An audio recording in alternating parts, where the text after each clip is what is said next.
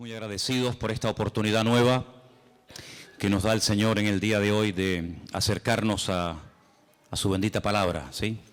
Vamos a prestar atención y es imposible no hacer referencia a estos últimos eventos que hemos estado viendo en televisión, y hay muchas cosas que a veces la televisión no dice, pero que la dicen otros medios de comunicación, y por eso muchas veces también es bueno oír y comparar y ver qué dicen otras personas acerca de un mismo evento, porque la televisión generalmente en este país suele ser muy repetitiva.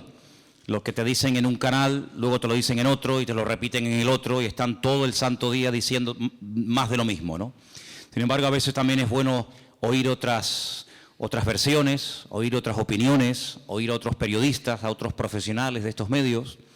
Y sabemos que este atentado que se ha producido en Francia, en la ciudad de París, fundamentalmente donde golpearon fuerte, fue en una especie de auditorio, una especie de sala de fiesta que tiene muchísimos años. Es una sala de fiesta muy famosa y durante muchísimo tiempo pues van ahí cantantes y hacen todo tipo de eventos. Casualmente el mes pasado, más de 500 hermanos nuestros, judíos mesiánicos, se dieron cita en esa sala Bataclan de París para recoger fondos para la policía de Israel.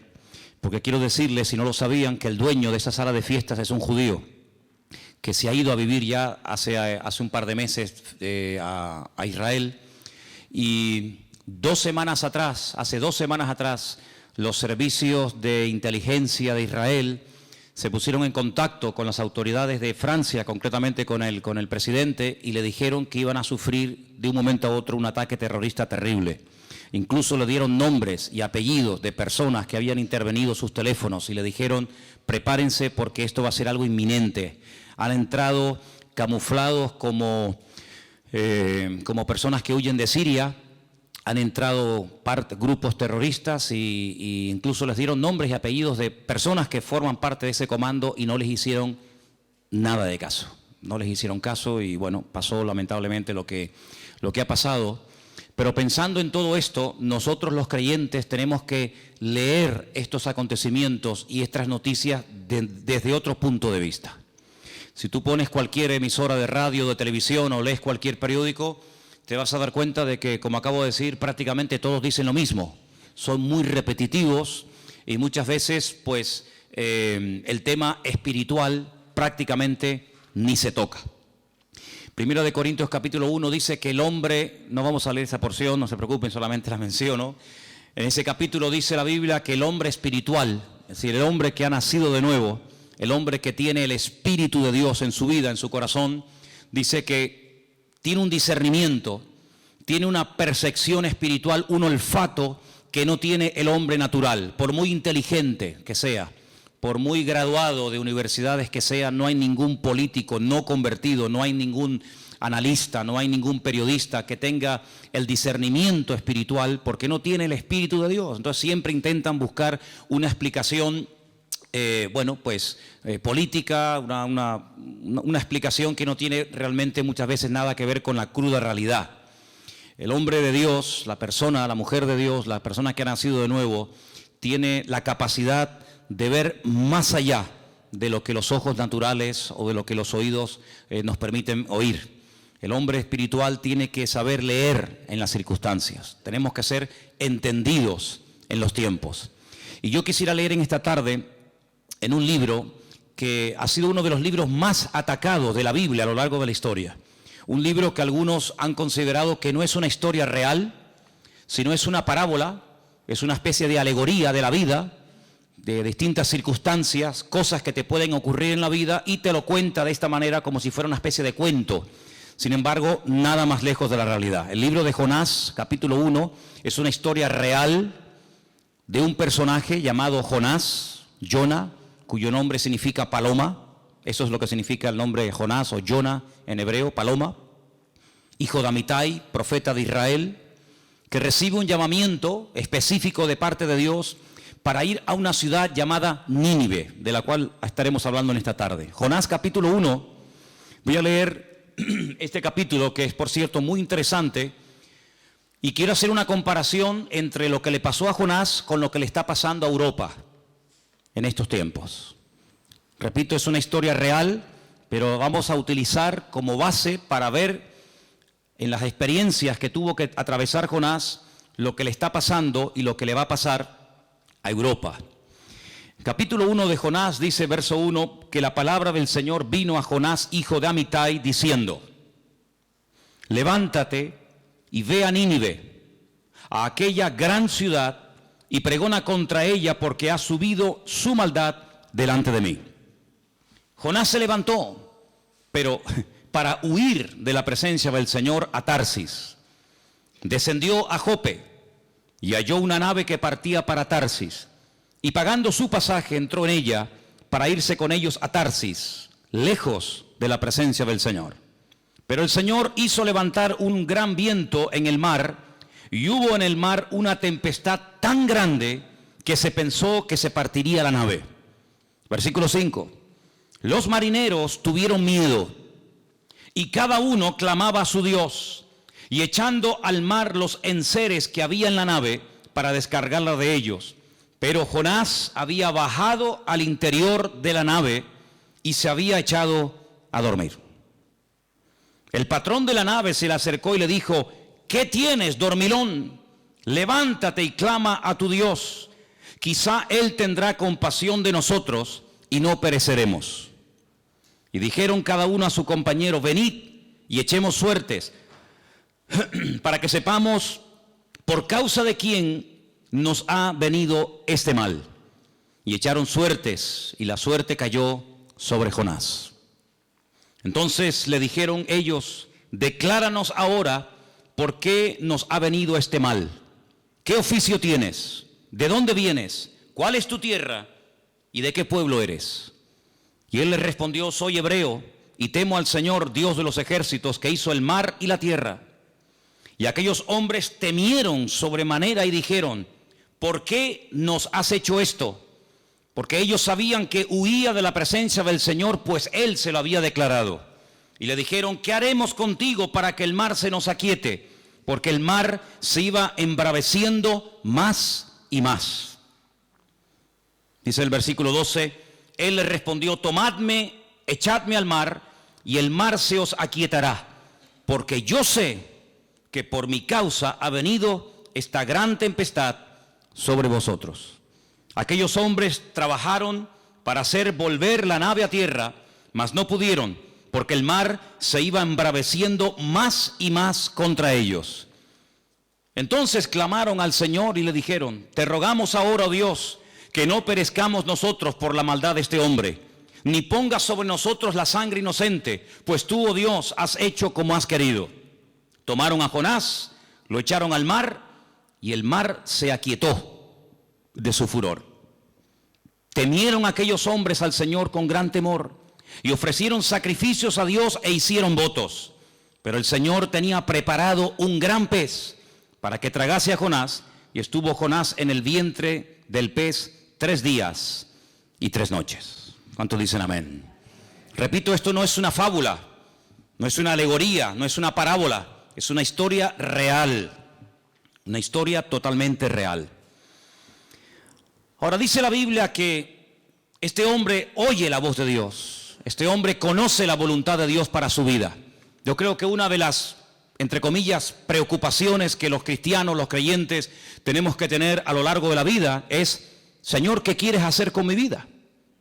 ¿Cuál es tu voluntad para mi vida? ¿A qué quieres que me dedique? ¿Qué quieres que haga? ¿A dónde quieres que vaya? Jonás no tenía ese problema, porque el Señor le había hablado clarísimamente acerca de qué esperaba Dios de él. Tenía que levantarse, salir de su país, salir de su tierra, algo así parecido a lo que el Señor le pidió a Abraham. Sal de tu tierra y vete caminando o a lomos de camello, como quieras, a la gran ciudad de Nínive. Nínive era una ciudad que en aquellos días, en aquellos tiempos, tenía aproximadamente unos 2,5 millones de habitantes. Estaba totalmente rodeada por unas murallas que se calculan que tenían entre 12 y 15 metros de altura. Alrededor de esos 90 kilómetros de perímetro que tenía la ciudad, había más de 1500 torres de vigilancia. Era la capital de los caldeos. Era una ciudad sanguinaria. Hay un versículo, si quieren después lo pueden leer, se lo voy a dar en Nahum, capítulo 3, versículo 1, donde este profeta dice algunas cosas interesantes acerca de los habitantes de esta ciudad. La llama ciudad sanguinaria, ciudad llena de mentira, de rapiña, de pillaje, una ciudad de crueldad. Y si lees un poco acerca de qué hacía esa gente en aquel tiempo, aquella gente era lo más parecido a lo que hoy en día conocemos con el nombre de ISIS. Dice que ellos gozaban decapitando a la gente y haciendo montones de cabezas de sus enemigos. Empalaban a sus enemigos y los iban descuartizando poco a poco, torturándolos con las peores torturas que te puedes imaginar. Era gente cruel, gente pagana, gente demoníaca, gente que adoraba todo tipo de imágenes habidas y por haber. La palabra clemencia, misericordia, piedad, ni siquiera existía en la mente de esta gente. Ponte en el lugar de Jonás. Jonás no es como Abraham, que cuando recibe la orden de Dios de sacrificar nada más y nada menos que a su hijo, se levanta al día siguiente después de haber recibido la orden, temprana mañana, prepara el asno y se va rumbo a Jerusalén, rumbo al monte Moriah, porque ha oído la voz de Dios y sabe la voluntad de Dios para su vida. Jonás no. Jonás hace todo lo contrario. Sé lo que Dios quiere de mi vida, sé dónde tengo que desarrollar mi ministerio, sé a qué pueblo, a qué gente, a qué ciudad tengo que predicarles, pero no voy a ir. Probablemente tenía miedo de que lo mataran.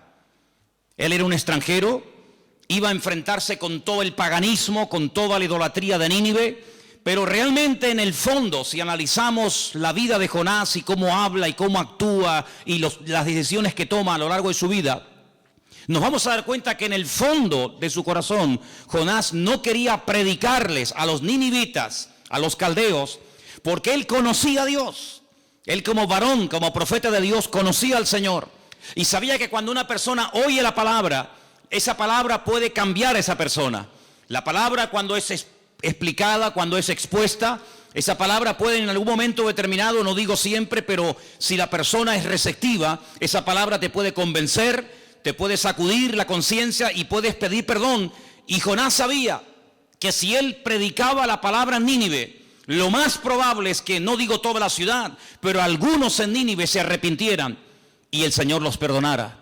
De hecho, si leemos el resto del capítulo, el resto del libro, mejor dicho, vamos a encontrarnos que hay un momento en el que le dice al Señor: ves, yo lo sabía que tú eres un Dios clemente, un Dios de misericordia, y que siempre perdonas la maldad, por muy grande que sea, siempre y cuando haya perdón y un genuino arrepentimiento. Así que Jonás, sabiendo la voluntad de Dios, le da las espaldas a Dios, se va a una ciudad que en la Biblia se llama Jope, pero que en este momento tiene el nombre de Jafo. Es la misma ciudad donde siglos más tarde se encontraba un tal Simón el curtidor, que le da hospedaje a un tal Simón Pedro. Y dice la Biblia que en la casa de Simón el curtidor, allí digamos a la orilla del mar Mediterráneo, es donde el Señor le habla a Pedro y le muestra una visión donde le dice: levántate, mata y come. Es la misma ciudad.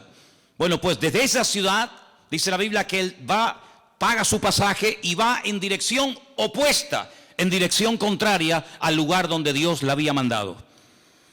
El instrumento de Dios, el único varón de Dios en aquel momento, el único que sabía la voluntad de Dios, el único que tenía una revelación del Dios único y verdadero, se calla, le da las espaldas a Dios, no se somete a la voluntad de Dios, no quiere acatar la voluntad de Dios para su vida y se va en dirección contraria. Dije al principio que en cierto sentido Europa se parece mucho a la actitud de rebeldía y de desobediencia de Jonás por una sencilla razón. Este continente europeo en el que vivimos, hoy en día no, pero no hace muchos años atrás, fue un instrumento tremendamente poderoso en las manos de Dios para que millones de personas en todas partes del mundo, incluso en tribus que en aquel momento se devoraban y se comían unos a otros, pudieran llegar al conocimiento del Evangelio. Desde este continente, países como Inglaterra, países como Suiza, países como Alemania, como Suecia y otros, Mandaron a miles de misioneros, a miles de personas, parejas, dedicadas a tiempo completo a servir al Señor. De este continente fueron personas a África, el famoso David Livingstone. De este continente europeo fueron personas a la China. De este continente fueron personas a América. De este continente fueron personas por todas partes del mundo. Y Europa fue durante mucho tiempo un instrumento tremendo en las manos del Señor. Millones de personas llegaron al conocimiento de la verdad a través de misioneros, a través de personas que salieron de estos países de Europa a llevar el Evangelio. Pero de un tiempo a esta parte Europa le ha dado las espaldas rotundamente al Creador. De un tiempo a esta parte Europa no quiere saber absolutamente nada de Dios. Le ha dado las espaldas al Creador. Y cuando una persona desobedece a Dios, tiene que acatar las consecuencias que a corto y a largo plazo experimentará en su vida. Ninguna persona puede pensar, y si aquí hay alguien así, quiero decirte que te equivocas pensando que puedes hacer lo que te da la gana, que puedes desobedecer a Dios, que puedes ir en una dirección opuesta y contraria a la voluntad, a la directriz que Dios manda sobre tu vida, y no pasa nada. El libro de Jonás es un libro lleno de lecciones. Las consecuencias de la desobediencia son terribles. Y no solamente a veces el desobediente, el rebelde, se perjudica y se mata a sí mismo, sino que es como una persona que contagia y puede llegar a perjudicar a otras personas que a priori no tienen nada que ver. Esa tormenta no tenía que haberse producido. Esos marineros tenían que haber tenido un viaje espléndido. Sin embargo, se levantó una tormenta terrible que estuvo a punto de destrozar una nave y estuvo a punto de hacer perecer a personas, entre comillas, inocentes, porque ese hombre estaba en el lugar equivocado y estaba haciendo las cosas mal. Y cuando hacemos las cosas mal, no hay bendición. Cuando no hacemos las cosas conforme a la voluntad de Dios, bendición, viene todo lo contrario. Lo que la Biblia dice, maldición. Y Europa es un continente que hace ya muchos años está bajo el juicio de Dios. Dios permitió una gran crisis que afectó prácticamente a toda Europa, lógicamente a unos países más y a otros países menos.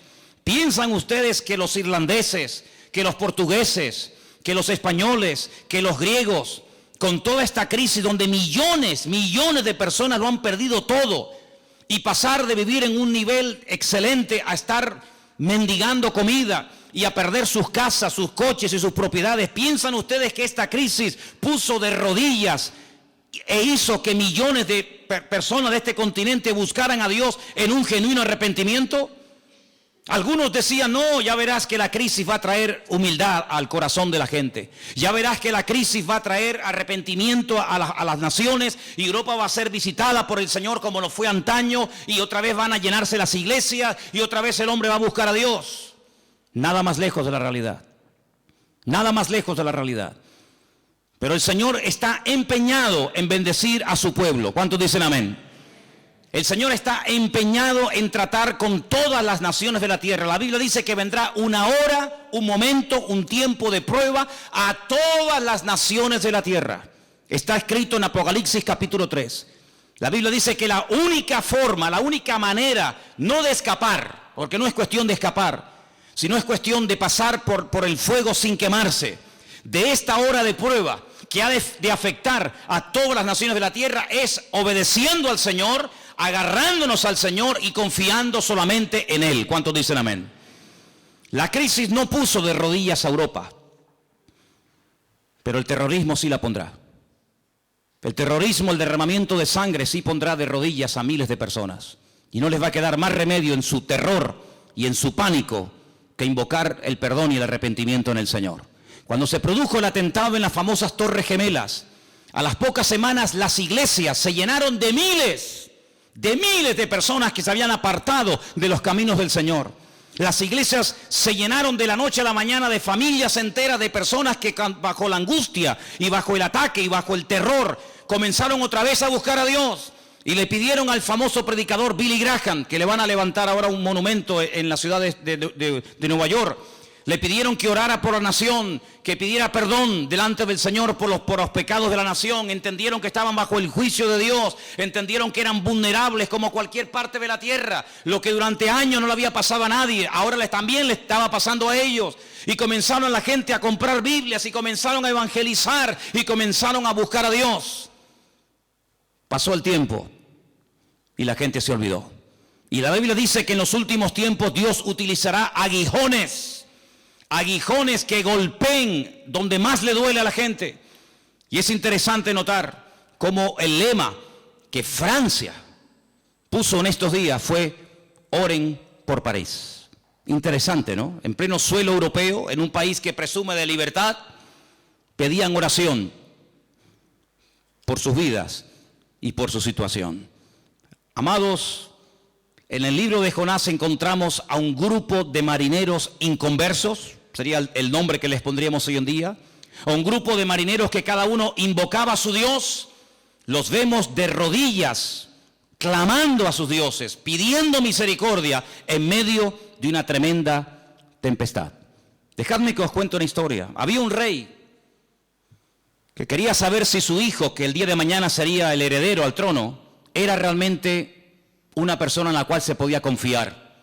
Si verdaderamente era un hijo obediente y un hijo que acataba y obedecía las órdenes de su padre. El rey le había dado todo tipo de consejos a su hijo. Le había dicho: no hagas esto que no te conviene, no te juntes con estas personas, no hagas esto, no hagas aquello. Sí, lo había preparado lo mejor posible, pero quería probarlo. Consiguió a una mujer de la vida y le dijo: quiero que seduzcas a mi hijo, quiero que lo provoques al pecado.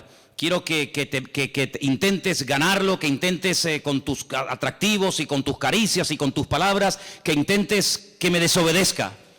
Esta mujer le dijo: está bien, rey, yo lo haré. Después de una serie de días y después de una serie de presiones, el hijo no cedió, no claudicó ante la presión de esta mujer, entre comillas, contratada por el rey. Cuando el padre vio que su hijo ante la presión no había caído, lo bendijo, lo reconoció públicamente y dijo: verdaderamente ahora veo que eres un hijo obediente, que no solamente obedeces cuando estás delante de mí, sino también cuando mis ojos no te ven. Ahora veo que verdaderamente me puedo fiar de ti, porque has soportado la tentación y me has dejado en buen lugar, no has cometido errores. Pero ¿saben qué? El rey también llamó a esta mujer y la premió, porque hizo la voluntad del rey. Hizo absolutamente todo lo que el rey le pidió que hiciera.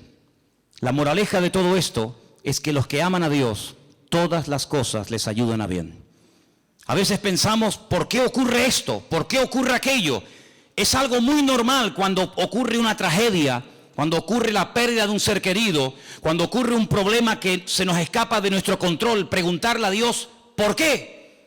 Es curioso que si volvemos otra vez al capítulo 1, vamos a encontrar a los marineros preguntándole a Jonás: ¿por qué? ¿Por qué nos está ocurriendo lo que nos está ocurriendo? Ahora, lo curioso es que cuando ellos le hacen esta pregunta a Jonás, ellos como que se sienten, se colocan al margen. En otras palabras, buscaban una especie de chivo expiatorio. Buscaban una especie de culpable. Nosotros no nos merecemos este castigo. Esta tormenta no es normal. Somos marineros, hemos atravesado este mar cientos de veces, pero esta tormenta es distinta. Esta tormenta es diferente. Tiene que haber una causa, tiene que haber una razón, y es muy bueno cuando ocurren ciertas y determinadas cosas en la vida, en los países, en las iglesias, en los matrimonios, a nivel personal, pararnos y preguntarnos: Señor, ¿qué es lo que me estás tratando de decir? ¿Qué mensaje es el que me estás dando y no entiendo? Porque no hay nada en la vida de un hijo de Dios que ocurra por casualidad. ¿Cuántos dicen amén? La palabra de Dios nos enseña que cuando el Señor le da la información a Abraham y le dice: voy a destruir las ciudades de Sodoma y de Gomorra, Abraham se queda sorprendido y le dice al Señor algo tremendo. Fíjate el conocimiento que Abraham tenía de Dios. Pero Señor, ¿cómo vas tú a destruir a Sodoma y a Gomorra? Y si en la ciudad hay un grupo de 50 justos, 50 creyentes, 50 hombres, 50 personas que te aman, ¿tú vas a destruir al bueno juntamente con el malo? Tú no eres así, yo te conozco. Y yo sé que tú eres un Dios justo y eres un Dios de misericordia. Y tú no puedes darle el mismo trato a un hijo que a uno que no es hijo tuyo. Y entonces el Señor le dice a Abraham, Abraham, es que si hubiera en la ciudad 50 justos, yo no podría destruirla. Entonces Abraham dice, bueno, pues si la va a destruir, a lo mejor no hay 50, a lo mejor hay 40. Señor, y si hay 40, tú vas a tomar medidas, tú vas a destruir la ciudad con los 40 justos dentro. Y el Señor le dice, es que si hubiera 40, tú sabes perfectamente que yo no podría mandar este tipo de juicio a Sodoma y a Gomorra. Bueno, Señor, y si hay 30, y va bajando, y va bajando, y va bajando, porque Abraham sabía perfectamente que lo que protege a una ciudad, lo que protege a un país, lo que protege a la sociedad, es la presencia de los hijos de Dios. Y cuando hay muchas tinieblas y cuando hay mucha maldad, no es porque el diablo pueda hacer lo que le da la gana, sino que cuando hay muchas tinieblas es porque hay poca luz. Y por eso la iglesia tiene que despertar del letargo en el que se encuentra hace ya mucho tiempo. Y los creyentes tienen que ser sacudidos con estas y otras historias que vendrán. Esto no es más que el principio de dolores. La gente se lleva las manos a la cabeza y la gente se sorprende, y ahora está la televisión todo el santo día hablando de esto. Pero llegará el momento que no solamente será en Francia, sino en España, en Portugal, en Inglaterra, en Italia y en todas partes del mundo. Y la hora de prueba que viene sobre todas las naciones de la tierra tiene que venir sí o sí. Pero eso no es lo que nos tiene que preocupar a nosotros. Lo que nos tiene que preocupar a nosotros no es lo que ocurra, sino cómo voy yo a reaccionar ante lo que está ocurriendo. ¿Qué explicación le voy yo a dar a mis vecinos, a mis compañeros de trabajo, a mis hijos, a los inconversos, a la gente que me conoce, a la gente que se queja, a la gente que está muerta de miedo? ¿Cómo voy yo a reaccionar ante lo que está ocurriendo? La Biblia nos enseña que Jonás aprovechó la oportunidad.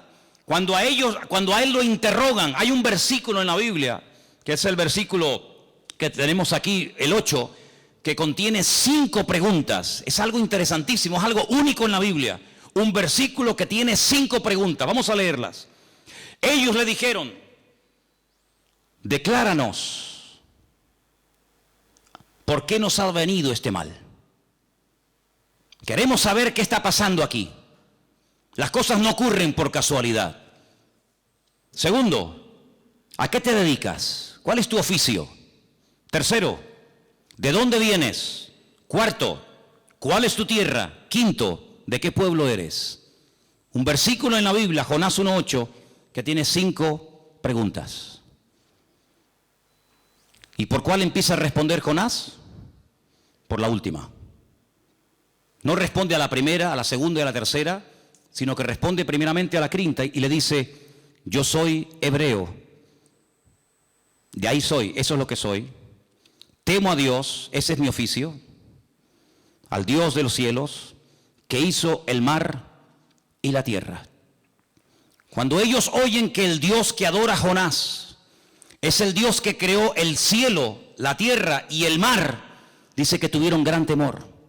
Porque si este hombre adora a ese Dios que creó el cielo, la tierra y los mares, y estamos en medio de una tormenta tremenda, es porque su Dios tiene que estar airado.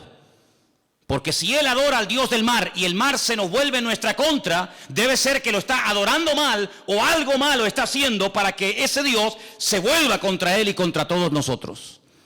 Ellos sabían perfectamente que detrás de esta tormenta había un problema de tipo espiritual. Ellos sabían perfectamente que esta tormenta no era una tormenta que se había producido por casualidad.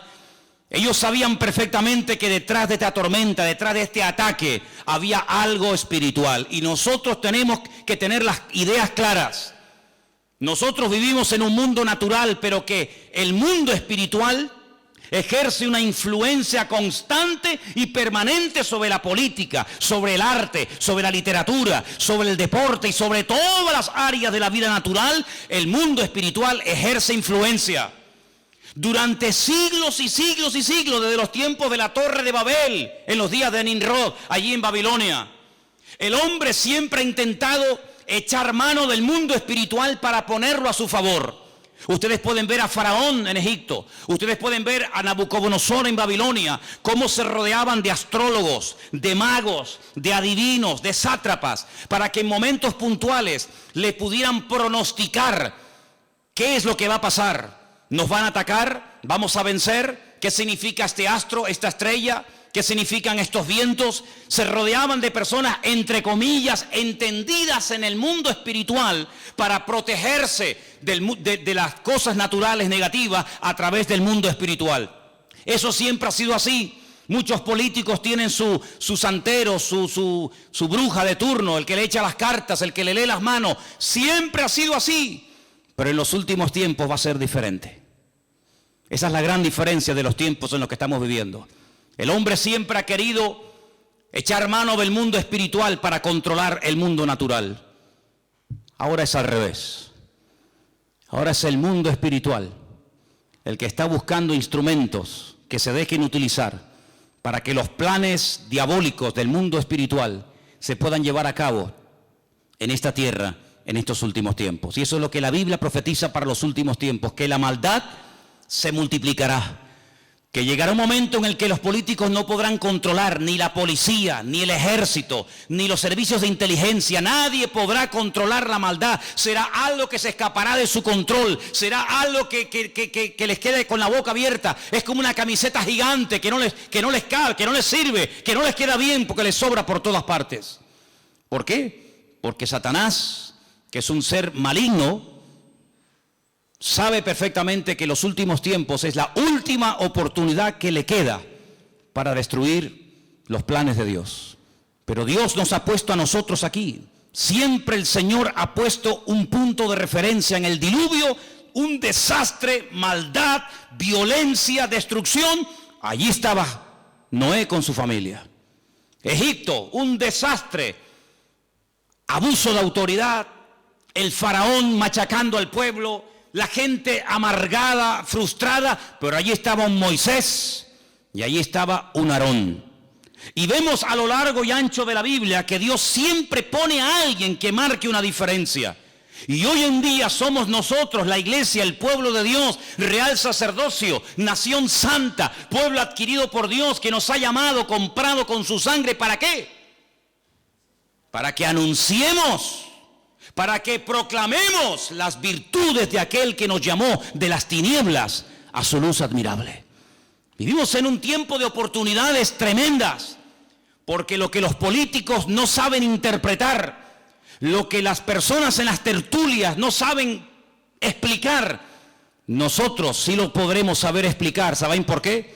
Porque sabemos que detrás de todos estos atentados, porque sabemos que detrás de toda esta maldad, hay un proyecto satánico que es destruir al pueblo de Dios, borrar de la faz de la tierra el recuerdo de Dios y de su palabra. Pero para eso el Señor nos ha levantado a ti y a mí. No hay tiempo para dormir, no es tiempo para quejarnos, no es tiempo para seguir mirándonos el ombligo. A mí me llama poderosamente la atención las palabras del patrón, del dueño del barco, a Jonás. Quiero leértelas. Jonás capítulo 1, versículo 6. Increíble las palabras de este hombre a Jonás. Jonás capítulo 1, versículo 6. El patrón de la nave se le acercó y le dijo, primera pregunta, ¿qué estás haciendo, dormilón? ¿Qué estás haciendo? Levántate y clama a tu Dios. Quizá Él tendrá compasión de nosotros y no pereceremos. El patrón de la nave, que ni siquiera sabemos cómo se llamaba, a qué Dios adoraba, a él no le cabía en la cabeza que en un momento de urgencia, en un momento en el que estamos a punto de morir todos, en un momento en el que la nave se nos está rompiendo a pedazos por todas partes, tú estés durmiendo. Ahora no es tiempo de dormir. Ahora no es tiempo de bajarte al camarote más de abajo, a la bodega, y quedarte dormido y pasar de todo. Lamentablemente hay creyentes así.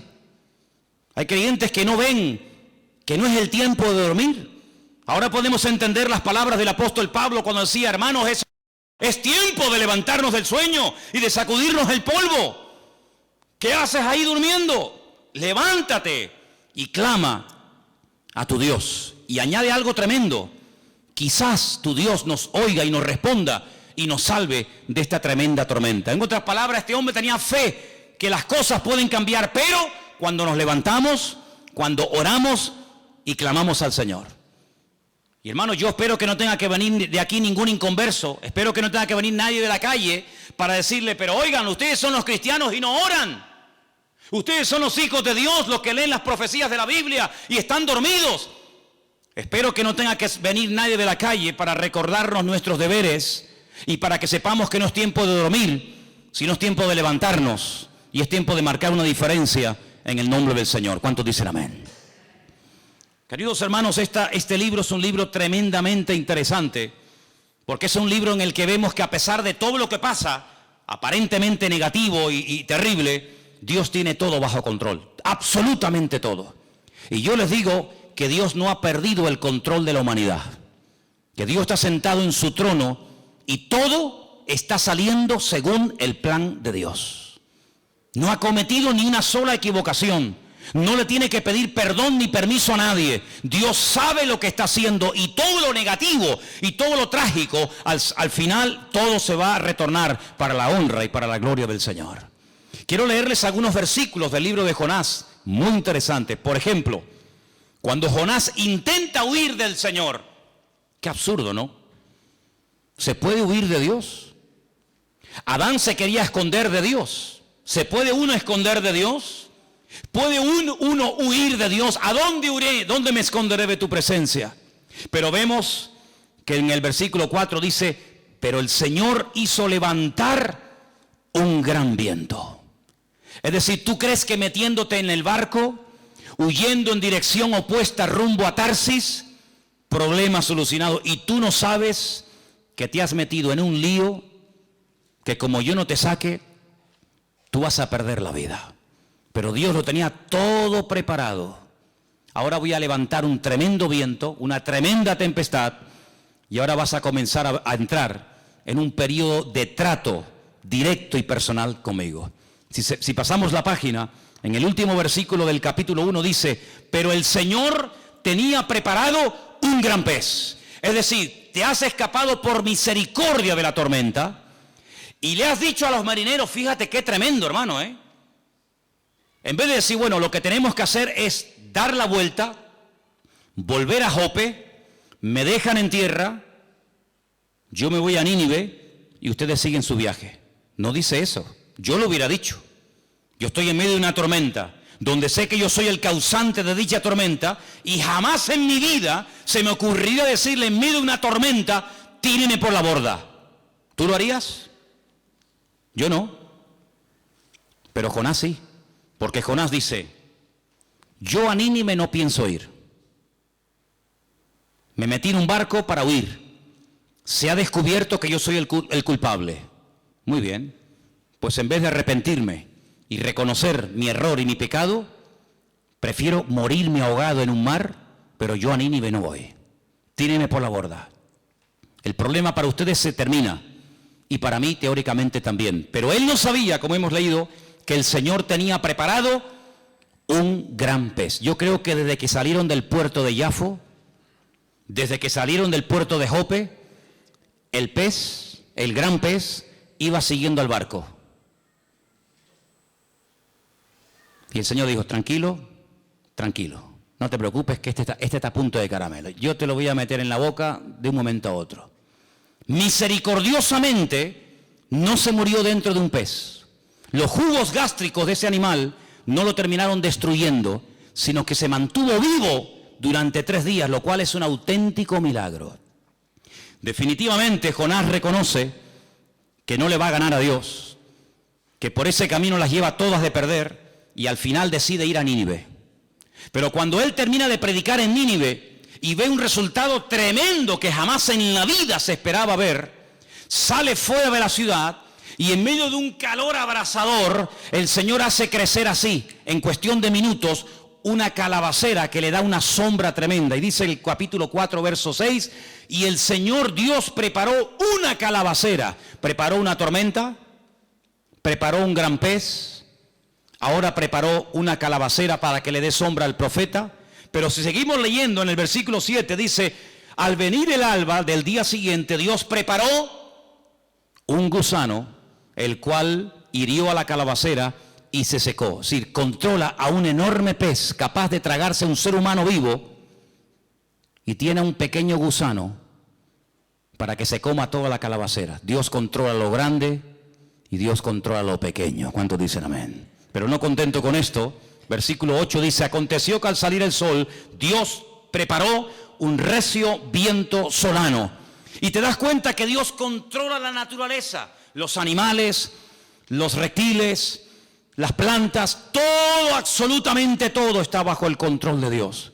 Por eso uno puede ver en el libro de Jonás a un Dios que sabe lo que hace y sabe también no solamente lo que hace, sino cuándo y dónde tiene que hacer las cosas. ¿Cuántos dicen amén? El Dios de Jonás es nuestro Dios. Nada se escapa de su control, nada se escapa de su dominio. Ahora bien, los marineros cuando oyen la información de Jonás y le dicen yo soy el culpable, bien, ya sabemos el motivo.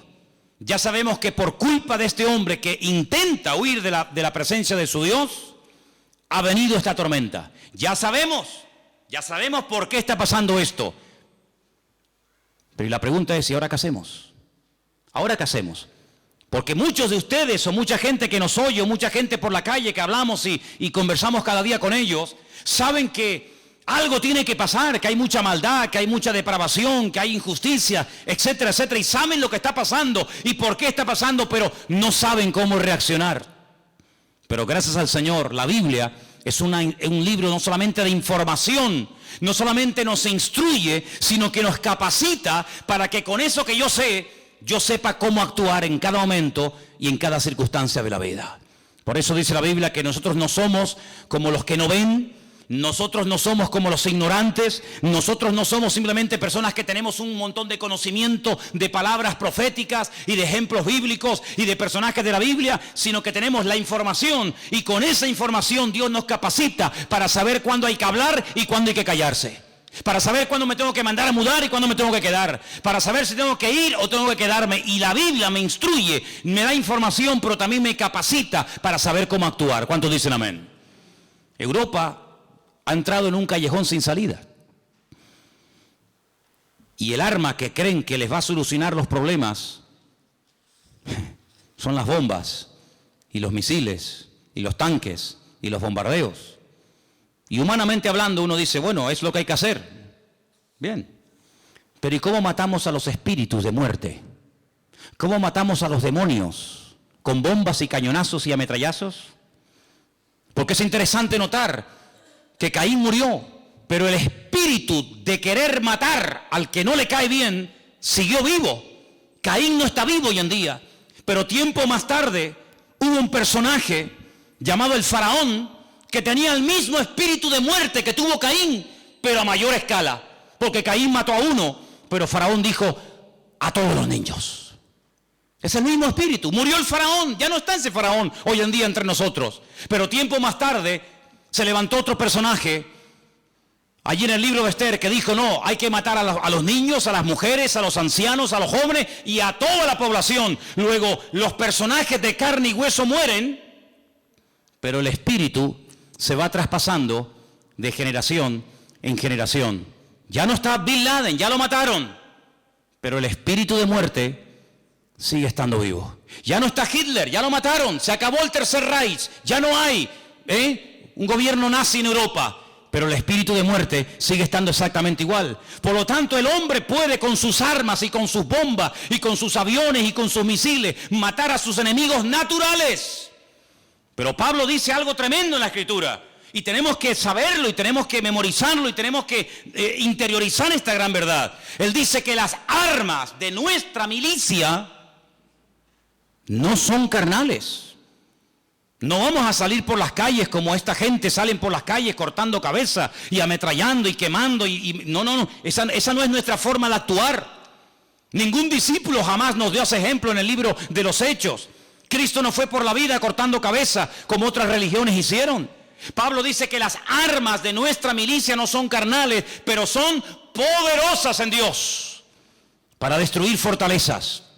y para llevar cautivos pensamientos y argumentos, para ponerlos de rodillas delante de la presencia del Eterno y que confiesen que Él es el camino, la verdad y la vida.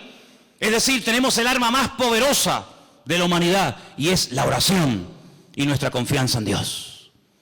Y dice la Biblia en una de las cartas que Juan escribe, hace poco hablábamos de Juan, y él dice: nuestra fe es la que ha vencido al mundo. ¿Cuántos dicen amén?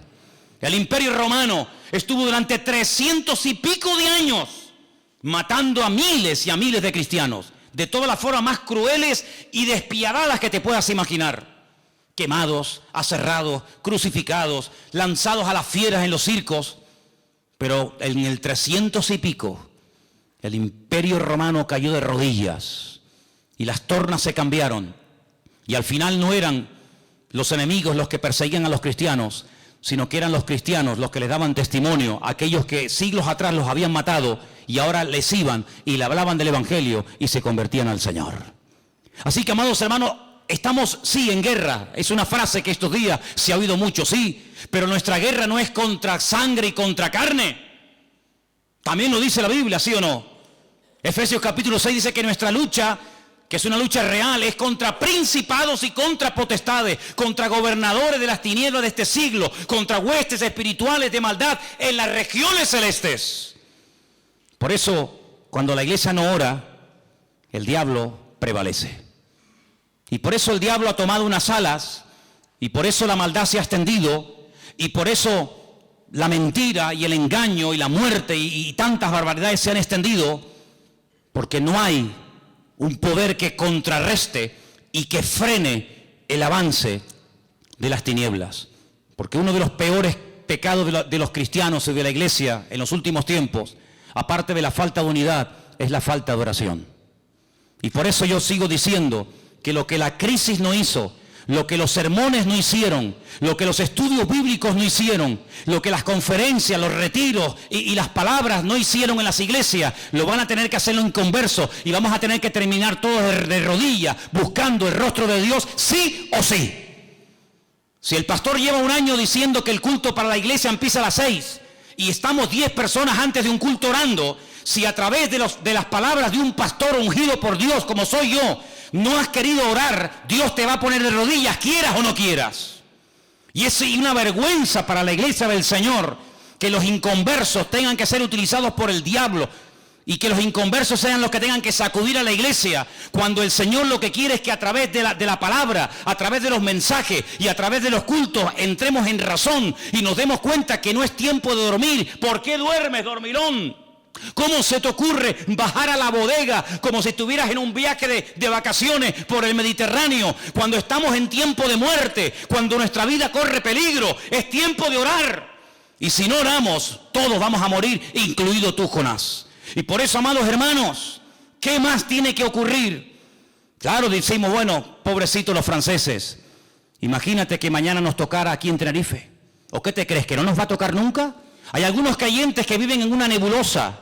Hay algunos creyentes que se creen que porque son creyentes nunca les va a pasar nada, nunca va a ser perseguida la iglesia, nunca nos va a ocurrir ningún problema, y se engañan rotundamente. El juicio, dice la palabra de Dios, y es muy clara la Biblia, por donde va a empezar no es por los socialistas, no es por la derecha, no es por el de Podemos. El juicio, la limpieza, por donde va a empezar es por la casa de Dios, dice la Biblia. Y es una vergüenza que los musulmanes oren más que los cristianos. Es una vergüenza que en un concierto de rock, donde se adora incluso hasta fuerzas demoníacas, haya más júbilo y haya más salto y haya más alegría y haya más espontaneidad a la hora de expresar la alegría que en una iglesia llamada Iglesia del Señor. Por eso, amados hermanos, el Señor quiere ponernos a todos de rodillas, pero no nos va a obligar, pero va a mover circunstancias. Si no es a través de la economía, será a través de otro medio, pero lo que está bien claro es que no es tiempo para dormir. ¿Cuántos dicen amén? No es tiempo para dormir. ¿Qué pasó en Nínive? Lo que Jonás nunca se esperaba. Imagínate que el Señor a nosotros, a alguno de nosotros, nos dice, mañana compras un billete y te vas a predicarle al grupo ISIS, allí en Irak o en Irán o en Siria, donde rayos estén. ¿Diríamos prontamente nosotros, sí, Señor, heme aquí, envíame a mí? Hay hermanos que en este momento están infiltrados en el grupo predicando el Evangelio. Así como se los digo. Hay muchos creyentes que están en esos grupos predicando y sirviendo al Señor en este preciso momento. Y nosotros tenemos que tomar conciencia y orar y pedir que el Señor guarde a su pueblo. Gente que se está jugando la vida. Gente que está orando y ayunando. Gente que está viviendo como animales en las montañas para poderles llevar el Evangelio a tantas y a tantas personas que solamente parece como que solamente existen ellos, pero también hay una luz que está brillando en medio de tanta oscuridad y de tantas tinieblas. Jóvenes, tenéis que orar más, os echo de menos en las oraciones antes del culto. Hay algunos de ustedes que no vienen nunca, nunca. Y desde mi casa los sábados os oigo cantar y cantar y cantar y cantar. Sin embargo, cuando es el tiempo de orar, muchos de ustedes, ¿dónde estáis? ¿Dónde estáis? ¿Qué hacéis un domingo a la tarde? ¿Dónde estáis? ¿Dónde os metéis? ¿Hay algo más importante que estar orando media hora? Que a veces ni a media hora llegamos un domingo a la tarde. Es algo que me sorprende, sinceramente. Es algo que yo digo, Dios mío, pero ¿qué más tiene que ocurrir? Por eso, amados hermanos, tenemos que prepararnos y tenemos que abrir nuestros corazones y nuestros oídos para darnos cuenta que este país, este continente va a ser sacudido de una forma tremenda. Tremenda. Han demostrado con esto que han hecho hace unos días que están aquí. Que están aquí. No se ocultan. Además, es increíble cómo ellos hablan y dicen cuáles son sus proyectos, sus objetivos, cómo lo van a hacer, por dónde van a atacar. Es increíble, no se cortan un pelo. Y a veces hay creyentes que no aprovechan las oportunidades para dar un testimonio ante una persona que está haciendo un comentario y tú le puedes decir, no, pero así, es así, así y así. Viene el tiempo de angustia de Jacob. Israel va a ser zarandeada de una forma terrible, no te quepa la menor duda. La sensación que llevo en mi corazón para este viaje a Israel jamás en mi vida la he tenido. Marcho el miércoles para Israel, estaré una semana. Seguramente allí me voy a encontrar a un Israel diferente al que me encontré en febrero cuando estuve, porque todo el mundo va a ser sacudido de una forma tremenda. Y la palabra de Dios nos enseña que el único refugio, el único lugar donde podremos encontrar algo de paz y de tranquilidad es en la presencia de Dios. Ya no hay otro lugar. Ya no es como hace 40, 50, 60 años que la gente podía ir a otros países, a otros continentes, a ganar dinero o a empezar una vida. ¿Una vida dónde? Jóvenes que han muerto en este último atentado en Francia, eran jóvenes españoles, algunos de ellos, que habían ido a Francia, habían dejado España para empezar una vida y para conseguir un trabajo, y mira por dónde. Lo que consiguieron fue la muerte. ¿Qué te parece, amigo? No estoy justificando lo que ha ocurrido, ni mucho menos, pero en esa sala donde murieron tantas personas, había una banda que la música que hacía y los mensajes que tenía era una música 100% satánica. Y la Biblia nos enseña que donde está el Espíritu de Dios, allí hay libertad. Y Dios habita en la alabanza de su pueblo. Si Dios habita en la alabanza genuina de su pueblo, ¿quién habita donde no hay una alabanza genuina para el Señor Dios Todopoderoso? ¿Quién habita? Por eso, amados hermanos, no abramos puertas al enemigo. No le demos ideas, no abramos rendijas, no hagamos cualquier tipo de comentario, no dejemos que cualquier pensamiento se meta en nuestra mente.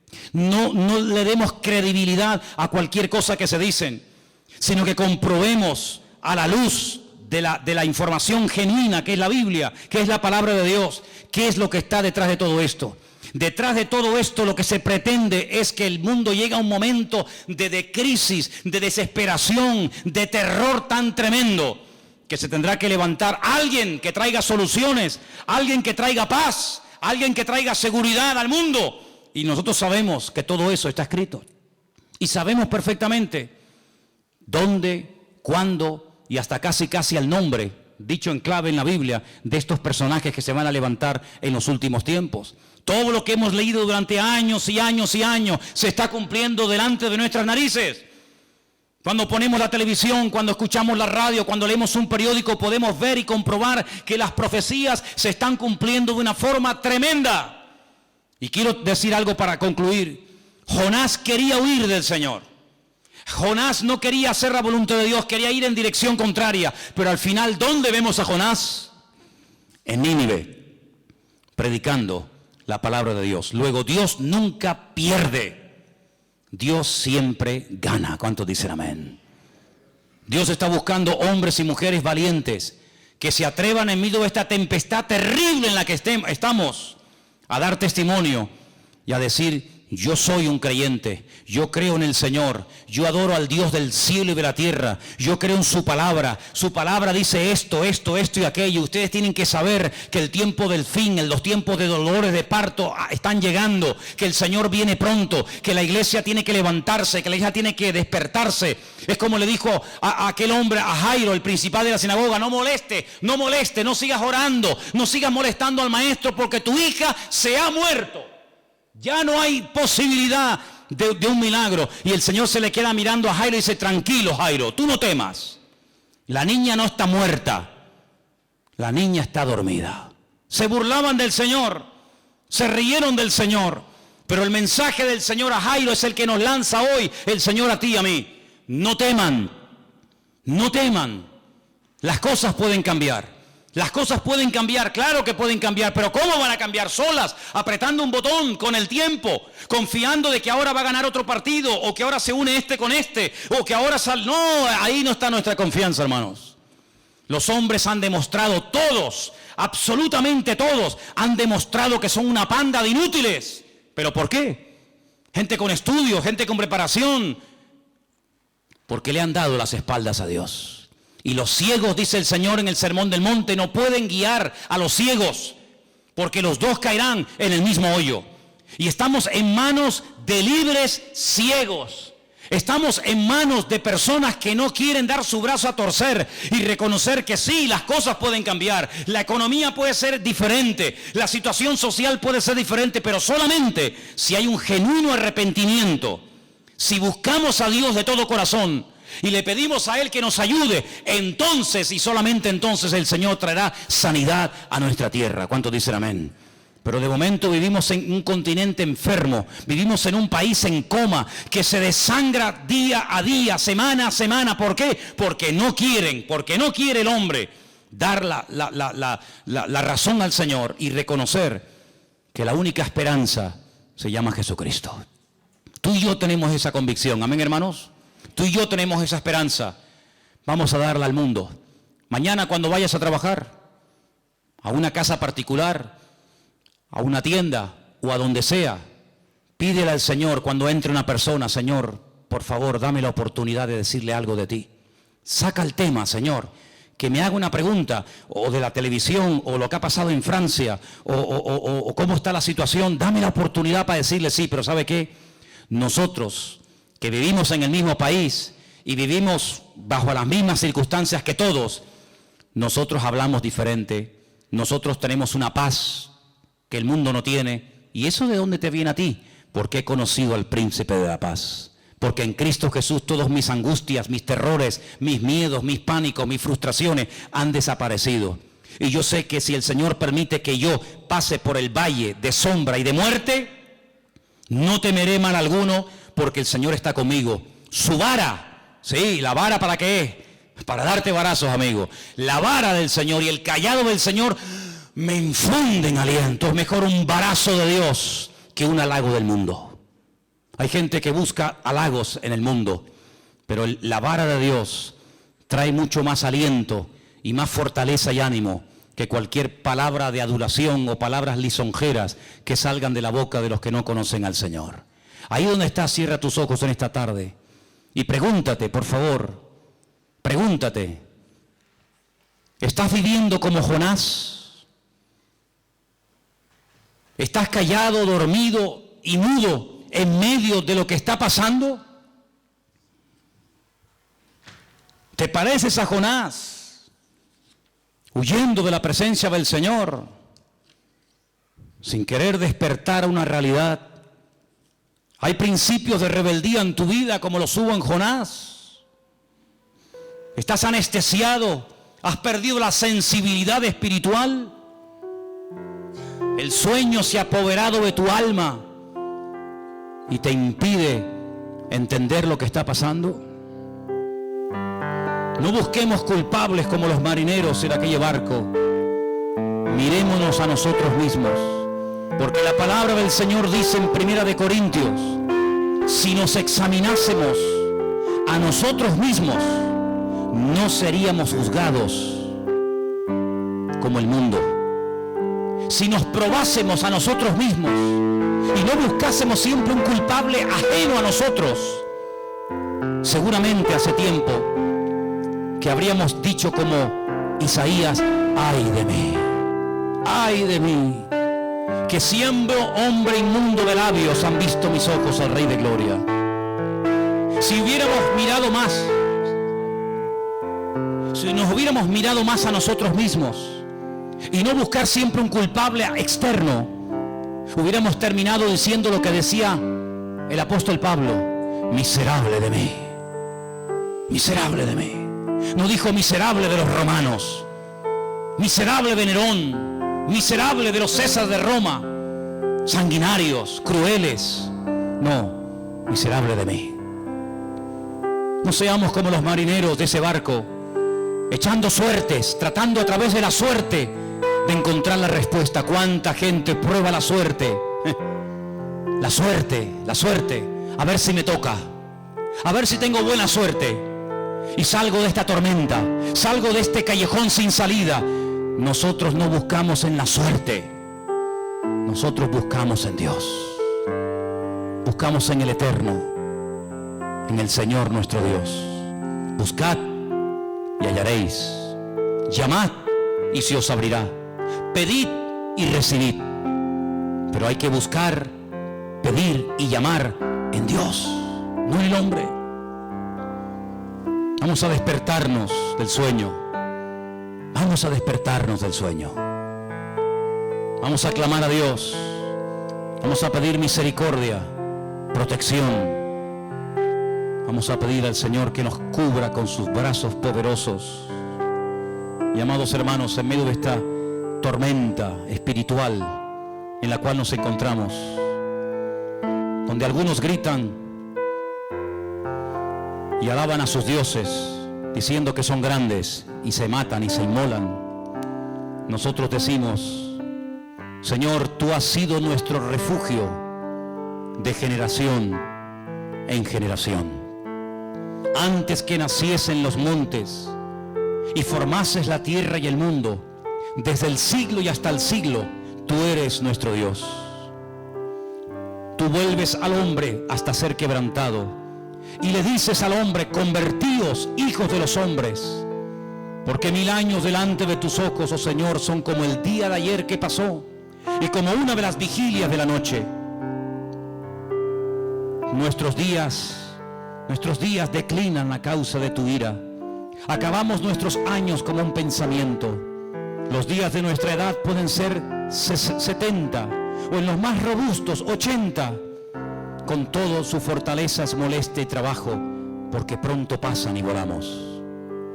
Vuélvete, oh Señor, sácianos con tu misericordia y cantaremos y nos alegraremos todos nuestros días. Alégranos conforme a los días que nos afligiste y los años en los que vimos el mal. Sea la luz del Señor nuestro Dios sobre nosotros y la obra de nuestras manos confirma sobre nosotros. Sí, Señor, la obra de tus manos confirma. Señor, en esta tarde te damos gracias porque tú nos adviertes, tú nos sacudes, tú nos zarandeas y nos hablas para que veamos los tiempos difíciles y tormentosos en los cuales nos encontramos. Pero gracias, Señor, porque tú eres nuestra paz en medio de la tormenta. Tú eres nuestro pastor en medio del valle de sombra y de muerte. Tú eres nuestra luz en medio de la oscuridad. Tú eres nuestro pronto auxilio en las tribulaciones de la vida. Padre, te pedimos que en esta hora tú despiertes nuestros corazones, tú abras nuestros ojos y que te busquemos a ti con todo el alma, con todo el corazón, sin perder ni un minuto de tiempo, sabiendo, Señor, que solamente los que estén preparados, velando y orando, solamente esos son los que escaparán de esta hora de prueba que afectará a todas las naciones de la tierra. Señor, pon en nosotros esa carga, ese deseo de buscarte a ti, Señor, de refugiarnos en ti.